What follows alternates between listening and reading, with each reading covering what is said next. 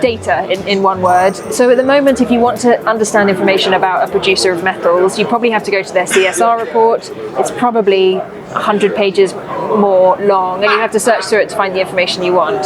What the Passport system is trying to do is take all that information that's written so beautifully in those reports and distill it down to some core statistics relating to ESG and put them all in this centralized digital platform that's free to view. Anyone can see it, and what that starts to do is make that data accessible to people, start to make it comparable between different producers, and generally, hopefully, just makes it very easy to use.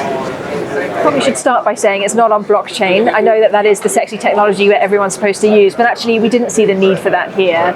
We've partnered with IHS Markit, who have a lot of experience in providing these kind of platforms, and the point is sort of easy to use, very functional, and like I say, accessible to everyone. Less about the technology and more about the access. It's been fantastic. We launched it last year in LME Week, and we just, at the end of last month, did a sort of second load of data release. So we now have 26 different producers of metals on there, and there's about 160 data disclosures, and those are all relating to different ESG characteristics. So carbon emissions, that's probably the one that's of most of interest, certainly in the press at the moment, but also sort of compliance with external standards, people like the Copper Mark, the Aluminium Stewardship Initiative. If you are meeting their requirements and have been certified as such, you can put that up on the platform and have everyone see that. And crucially, we have a proof point up there. So you're not just making the claim, you're putting the evidence up. It's normally a link you can follow through, and as a consumer of that data, you can follow the link and see that information for yourself and investigate it more closely. We're using it for a second use, which is certificates of analysis. So those are the documents that travel with metal from its production through its life cycle, and that has historically been a very paper-based process. So if you're moving metal from one warehouse, even just to another warehouse, it can come with a box full of paper that has those certificates in it, or on a PDF. Sometimes that PDF isn't searchable, it's very unuser-friendly. The Passport system was actually initially designed to solve that problem by making those certificates of analysis electronic. So now they travel electronically to the new owner of the metal, and again, much easier to use than sending bits of paper everywhere.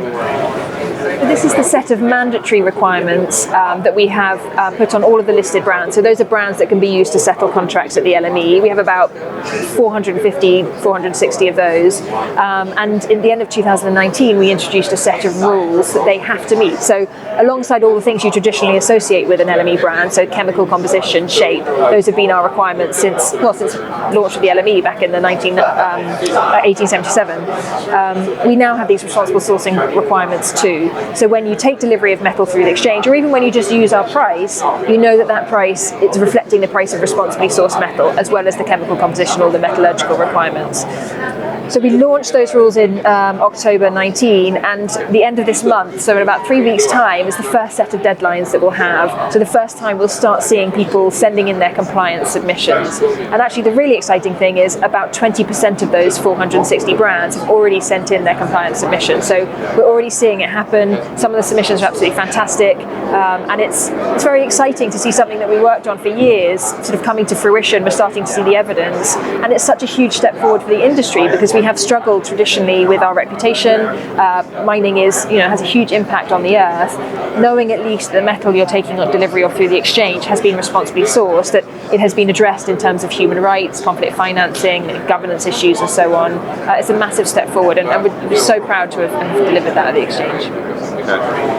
It was great, actually. I really enjoyed it. I always get a bit nervous beforehand, but this was a good one, and it's always nice to be with exchange colleagues. The LME always feels like it's a slightly left field exchange because, one, we're very obviously focused on metals, the clue is in the name, but two, because we're so focused on the physical market in a way perhaps some of the other exchanges aren't, the areas that we focus on, certainly that I focus on in the sustainability world, tend to be not quite aligned, but they're all doing fantastic work in terms of sustainability. And actually, I think this is such an interesting area in terms of the work we do collaboratively versus competitively, because we're all trying to push in the same direction, and it's only if we're all doing that as a team that we'll make any real progress. So, other exchanges have their different ESG products. We obviously have responsible sourcing. We're focused on data transparency through the Passport system, but we need all of those to really make the change that the world needs to see. So, it was great to see them all.